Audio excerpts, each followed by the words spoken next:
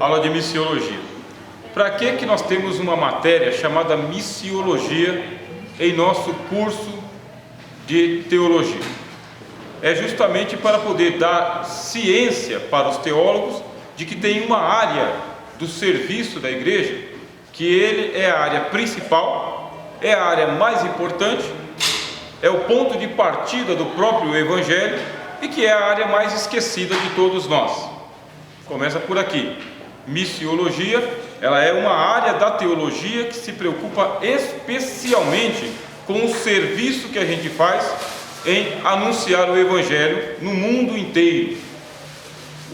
A missiologia é o tratado de um missiólogo. Missiólogo é aquele cristão que, mesmo que ele não seja um missionário, ele é um estudante de missões, se preocupa com missões, porque nós temos uma gigantesca dificuldade. Qual que é a dificuldade da missiologia? Temos uma mensagem de Deus para anunciar ao mundo inteiro e que está numa linguagem que é inacessível ao mundo.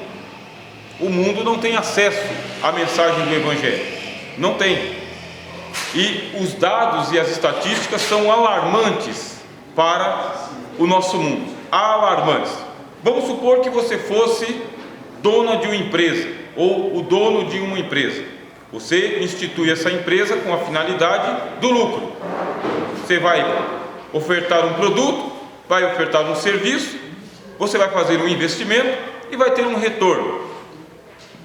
Mensalmente você vai lá fazer um balanço para saber o quanto é que você investiu, quanto que você tem em estoque e quanto que você está tendo de retorno e quanto você está tendo de prejuízo.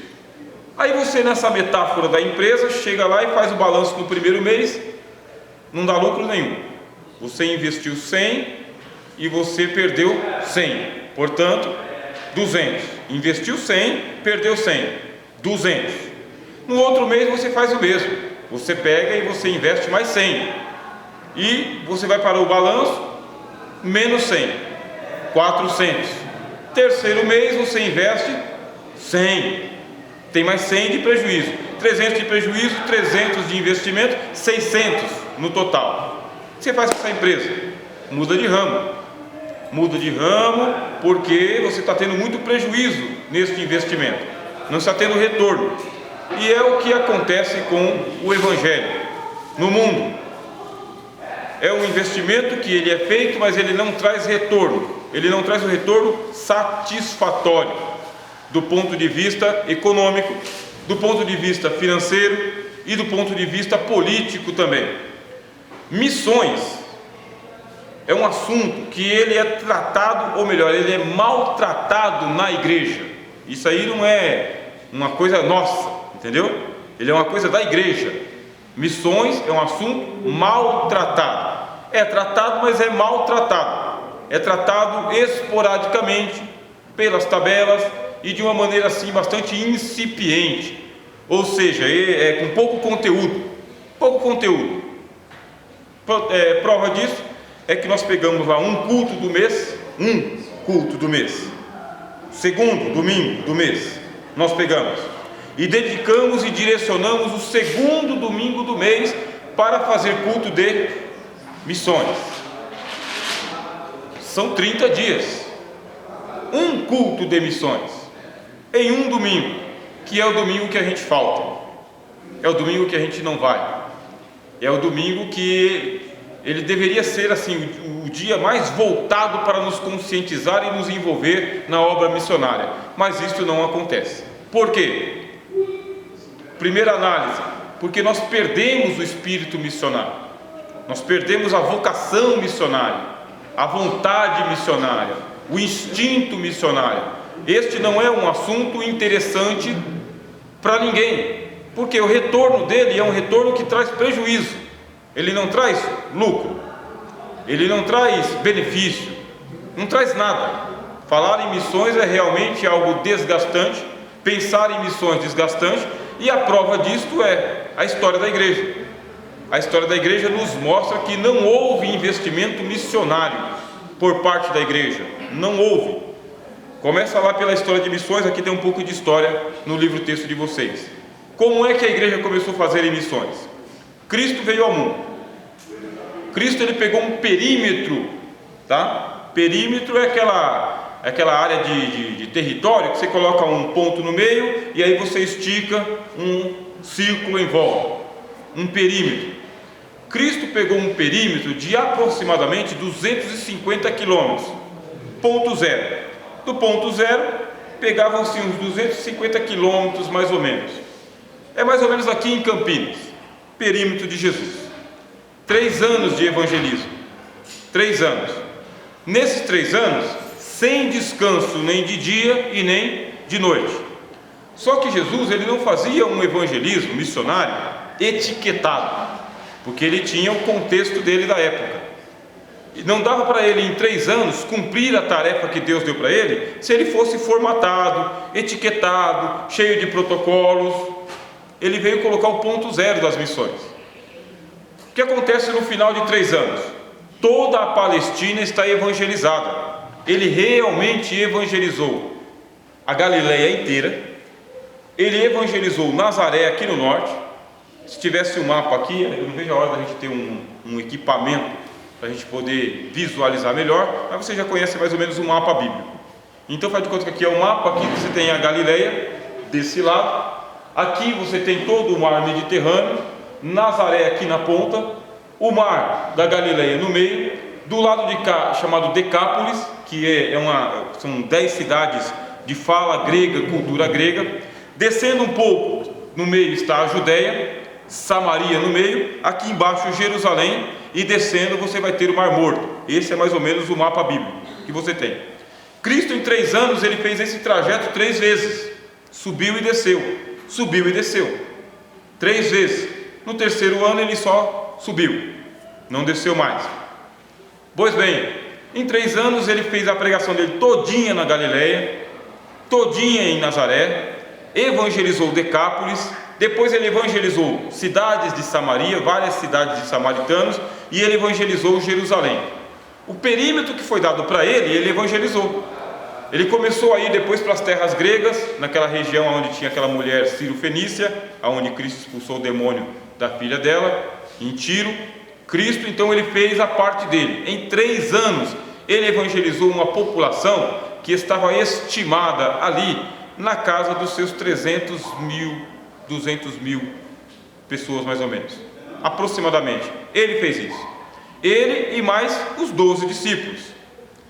Logo no 1º ano, no final do 1º ano, Jesus ele pegou e chamou os 12 discípulos, depois chamou 70 discípulos e os enviou a pregar em tudo quanto era aldeia.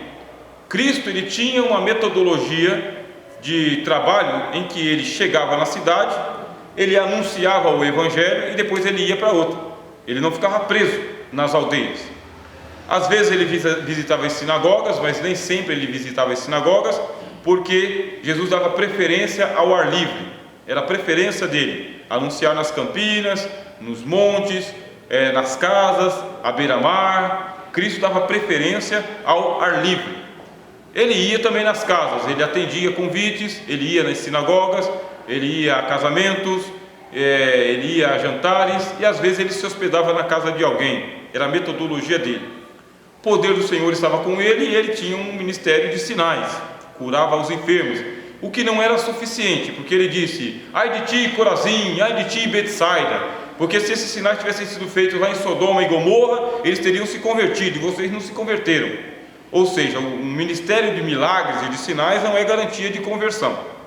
Mas o fato é que em 3 anos ele evangelizou o perímetro que ele teve.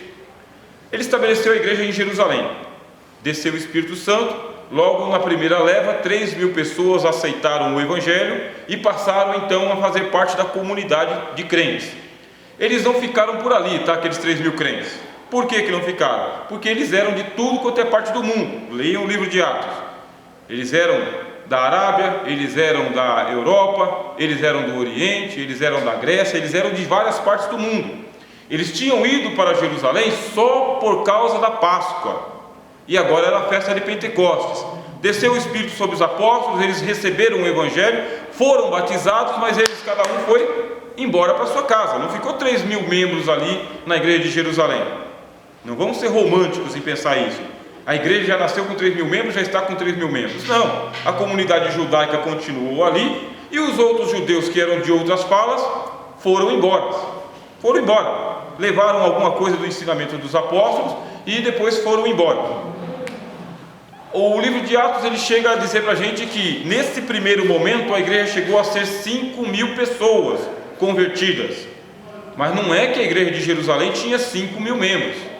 Converteu 5.000 pessoas e depois cada um voltou. Eles voltavam anualmente por causa da Páscoa, e nessa ocasião eles ficavam com os apóstolos também. Foi feito algum investimento em missões? Nenhum. Investimento em missões, zero. 0,0. Nenhum investimento em missões. Os apóstolos eles davam testemunho para aquela comunidade de crentes presos ali em Jerusalém. Foi então que a igreja começou a chamar a atenção do povo judeu, e houve a inveja, as ciúmes e a perseguição contra a igreja. Com a perseguição houve uma dispersão dos cristãos, que não eram chamados de cristãos ainda. Houve uma dispersão, e por onde eles iam anunciando Cristo. Por onde eles passavam, eles iam anunciando Cristo. Mas os apóstolos continuaram centralizados em Jerusalém, sem nenhum investimento missionário, nenhum. O primeiro investimento que aconteceu foi por causa de perseguição, e não porque a igreja sentou e falou, vamos espalhar o evangelho. O que Cristo fez em 3 anos, a igreja não fez em 10 anos, não fez, ficou centrado ali. Aí o que aconteceu? Com a perseguição, houve uma dispersão, e quem foram os irmãos que começaram a fazer missões? Foram os irmãos de fala grega. Filipe. Quem foi o primeiro mártir? Estevão. Estevão ele era de fala grega, ele era um judeu de fala grega. Filipe foi o primeiro que evangelizou Samaria, ele era de fala grega também. A igreja de Antioquia, que estava instalada lá na Síria, era uma igreja composta por pessoas gregas também. O que eu quero dizer para vocês? As missões elas não nasceram por iniciativa da igreja de Jerusalém, uma igreja de judeus. Não nasceu. Os judeus não se preocuparam com fazer a evangelização dos povos, mesmo sendo apóstolos. Cristo chamou o apóstolo Pedro por meio de uma visão e o enviou para plantar uma igreja na casa de Cornélio. Cornélio ele era judeu? Não, ele era romano. Ele era um centurião romano, um homem piedoso, diz a Bíblia, que servia a Deus com esmolas, orações e boas obras. Apareceu um anjo para Cornélio, teve uma visão Pedro foi até a casa de Cornélio, converteu Cornélio e depois voltou para Jerusalém. Teve um problemão terrível na igreja de Jerusalém. Por quê? Porque a igreja de Jerusalém tinha uma mentalidade judaica. O que é a mentalidade judaica? É uma mentalidade exclusivista. O povo judeu tinha e tem e continuará tendo uma mentalidade exclusivista, na qual eles são o único povo eleito de Deus na terra, e quem quiser que venha a nós.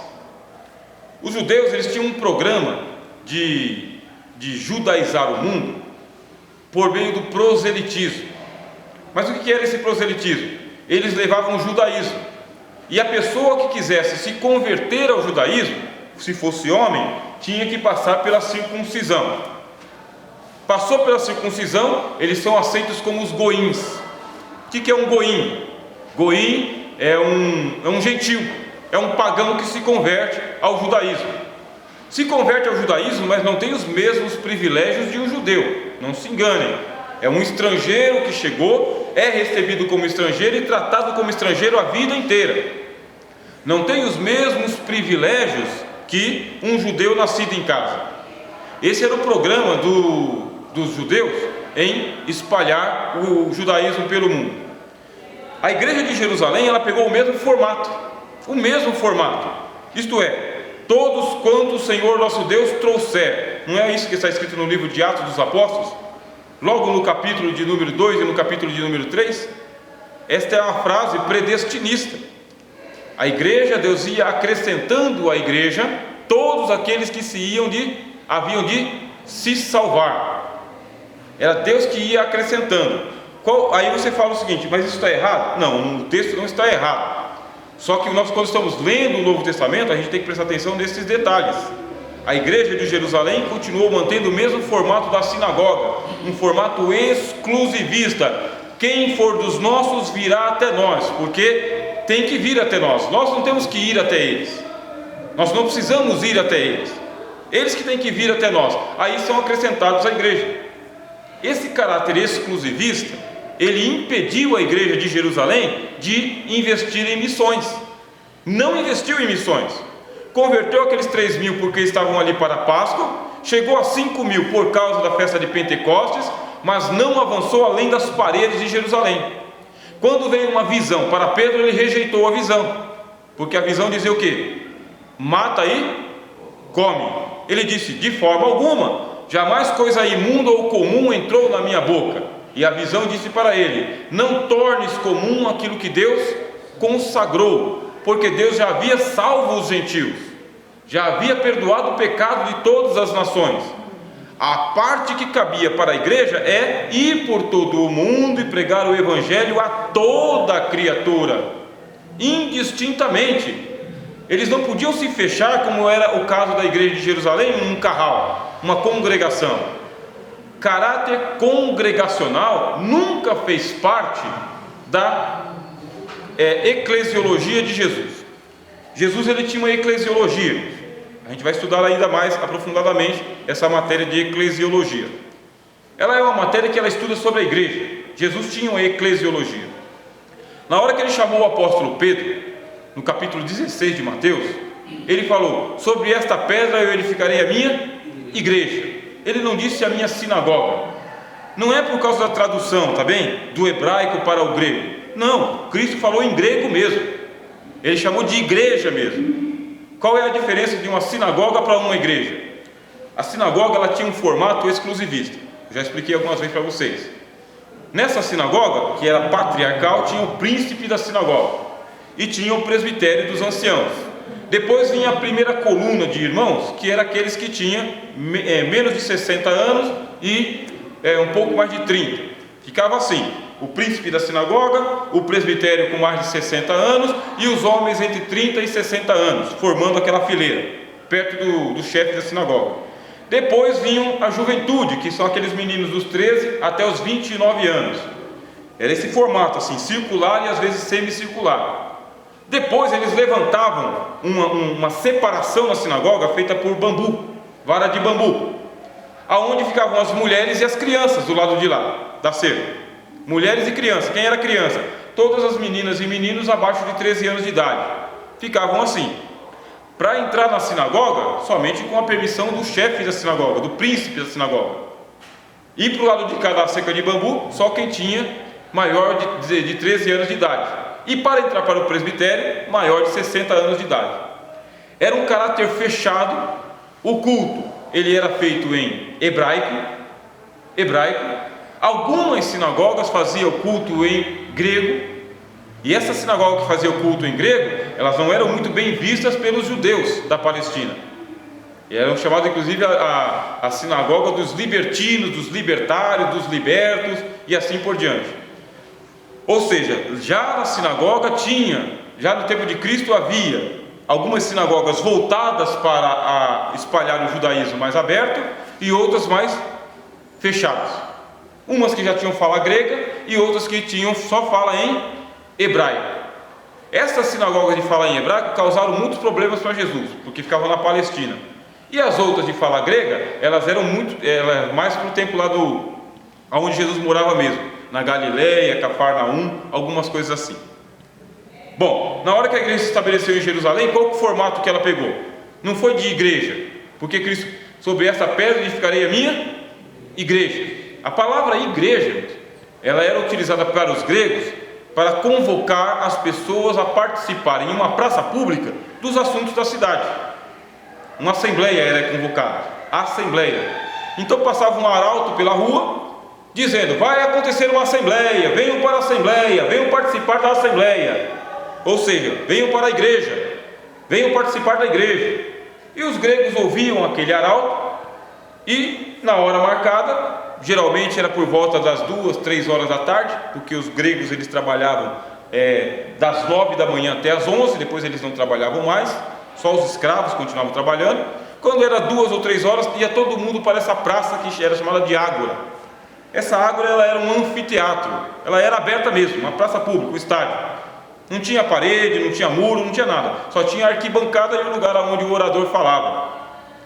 Na hora que Jesus ele falou, sobre esta pedra edificarei a minha igreja, ele tinha isso em mente, que a igreja ela tivesse abertura, que ela fosse aberta mesmo, que ela fizesse a anunciação do Evangelho, e o Evangelho ele não ficasse ali preso dentro de alguns estigmas, alguns dogmas, uma clausura, uma sinagoga, uma congregação. Nunca foi essa a intenção de Jesus, que a igreja fosse um gueto fechado de cristãos trancados em 4 paredes. Nunca foi.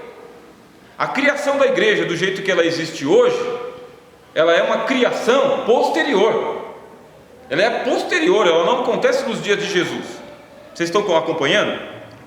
O caráter de Jesus é um caráter missionário, porque ele não se tranca no templo de Jerusalém, poderia, mas ele não se prendeu no templo de Jerusalém, ele não se prendeu em nenhuma sinagoga, dava preferência em pregar ao ar livre, e ele não chamou a igreja de sinagoga, congregação, ele chamou a igreja de assembleia, uma reunião de pessoas ao ar livre. Vocês entenderam a metáfora? A metáfora das missões é justamente isso. Nós não podemos ter uma concepção de missões de parede, de portas trancadas. Não pode acontecer isso. Isso aí é uma criação posterior. Como a igreja de Jerusalém ela tomou esse caráter, ela ficou fechada dentro do gueto dela, aconteceu uma perseguição. Quando aconteceu a perseguição, a igreja começou a espalhar o Evangelho, mas não a igreja institucionalizada de Jerusalém. Não havia um planejamento missionário. O apóstolo Pedro com o apóstolo Tiago, o apóstolo João, eles ali os 3 fazendo uma reunião de missões. Não havia um planejamento missionário. Eles estavam esperando as pessoas virem, as pessoas chegarem. Aqueles a quem Deus predestinou virão com certeza. Olha, a teologia ela é fundamental na evangelização. Qual é a compreensão que você tem do Evangelho? O que você entende da mensagem do Evangelho? Você é um predestinista? Você é um defensor da predestinação? Você é um... Qual é a sua teologia? O que fundamenta a sua pregação? Ela é fundamental para você compreender o que é missões. Se você acredita na predestinação, você deve acreditar de uma tal maneira que a predestinação coloque você para andar. Agora, se você acredita numa predestinação exclusivista, que coloca você sentado esperando as pessoas chegarem, tem um defeito na sua teologia. Da mesma maneira, se você acredita na liberdade humana, no livre-arbítrio das pessoas, em aderirem a Cristo, essa tua fé também tem que colocar você para andar, a ir ao encontro das pessoas. Porque qualquer teologia que deixa você engessado dentro da sua instituição e impede você de comunicar o Evangelho às outras pessoas, tem defeito, seja predestinação, seja livre-arbítrio. Se você espera vir, tem defeito. Se você não vai, tem defeito. A igreja de Jerusalém estava com esse defeito. E quem é que começou a evangelização? Foram os judeus? Não. Por quê? O primeiro que falou ousadamente de uma igreja fora do templo foi Estevão.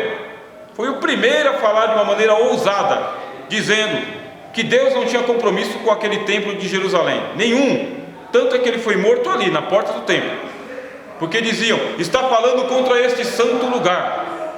Ele não estava falando contra aquele santo lugar, ele estava anunciando justamente o contrário, que havia uma liberdade que o Cristo havia trazido e que o judaísmo não podia dar para ninguém. Mataram Estevão, primeiro missionário fora da igreja, morto. Primeiro foi Estevão.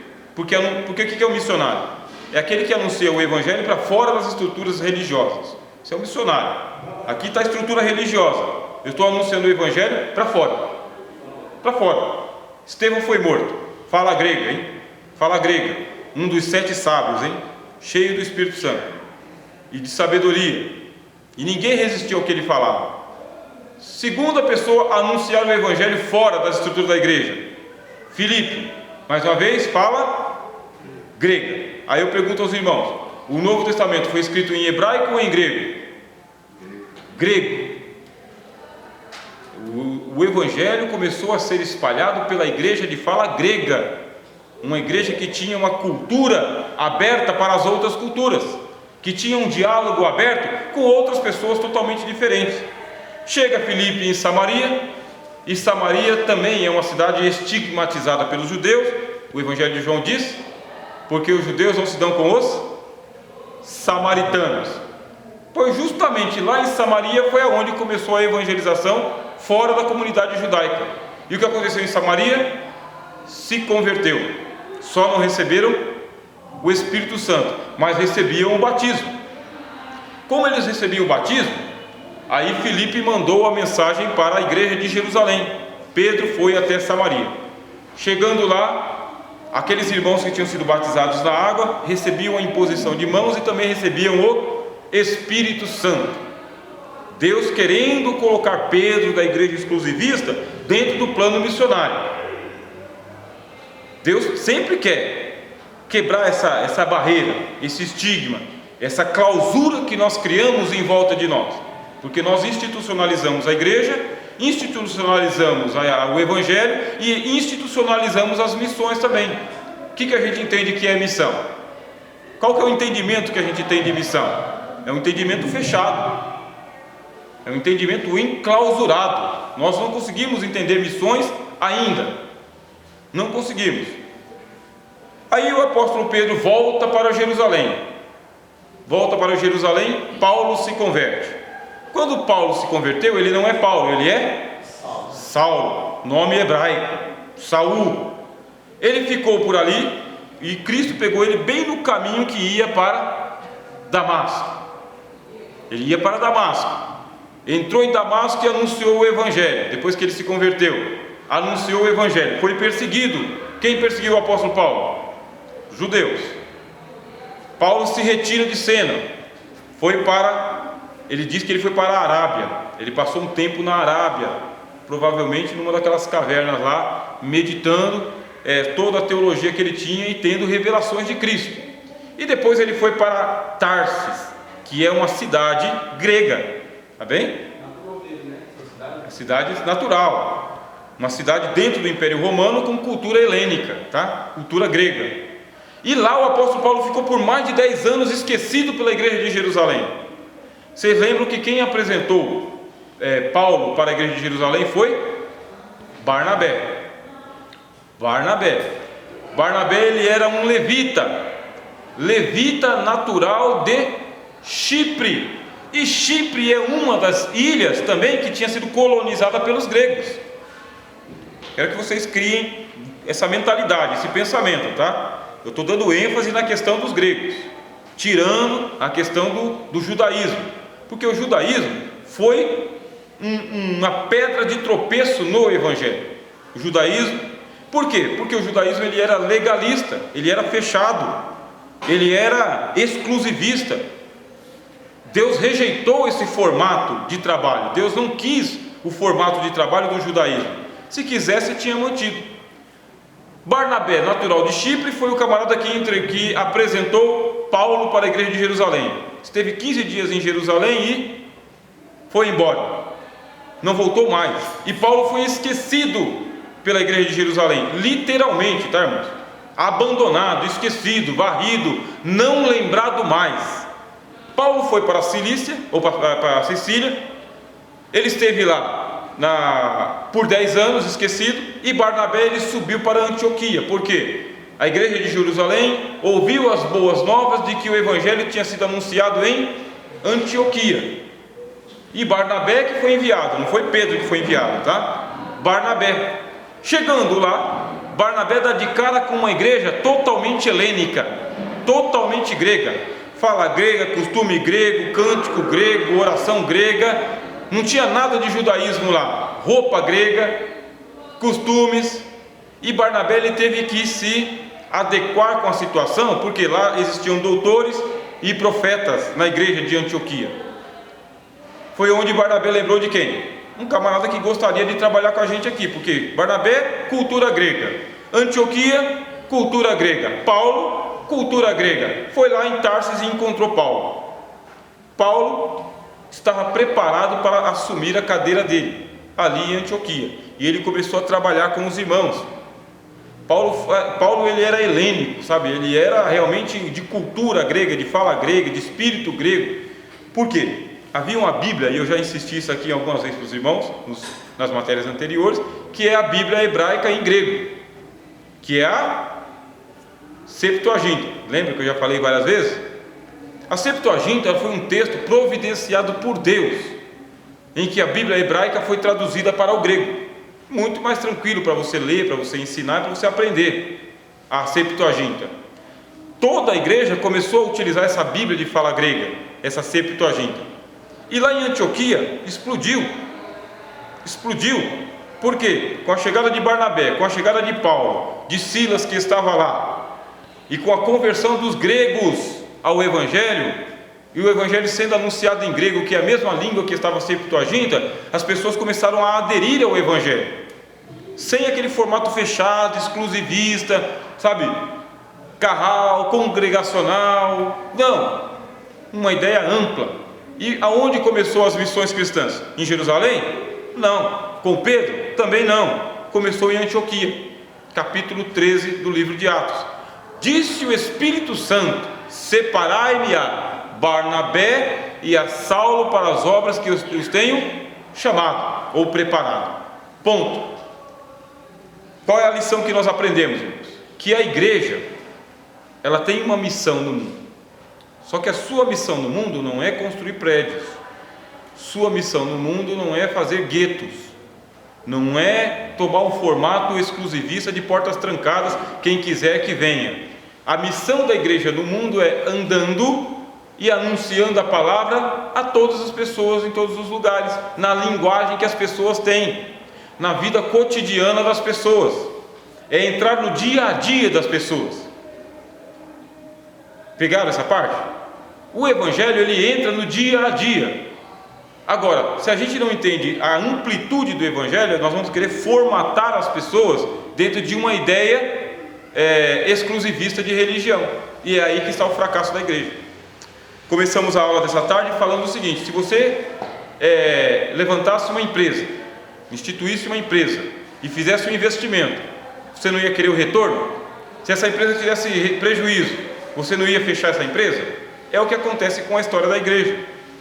A história da igreja, ela trouxe prejuízo para o Evangelho. Por quê? Ao invés de entender o Evangelho aqui, nas altas categorias, foi entendido aqui embaixo. Ao invés de entender o Evangelho aqui como um anúncio da salvação gratuita em todos os povos, foi entendido como uma instituição religiosa. Aí nós criamos o cristianismo. E cristianismo é uma pregação religiosa, fechada dentro de 4 paredes. De tal maneira que hoje a gente tem uma aula aqui de missiologia. E se eu for ensinar missiologia dentro de uma estrutura religiosa, o que seria missiologia? Preparar uma turma para poder pregar o Evangelho aos estrangeiros. Seria isso daí. É mais ou menos o que a gente entende. Um casal de irmãos, umas pessoas que têm uma vocação para pregar o Evangelho lá para fora, que a igreja vem, prepara para poder eles pregarem o Evangelho lá para fora. É mais ou menos isso. Quando você vai fazer missiologia e vai se aprofundar nesse assunto, você vai descobrir que é muito mais do que isso. Muito mais. Eu vou dar uma pausa para vocês fazerem suas perguntas, tá bem?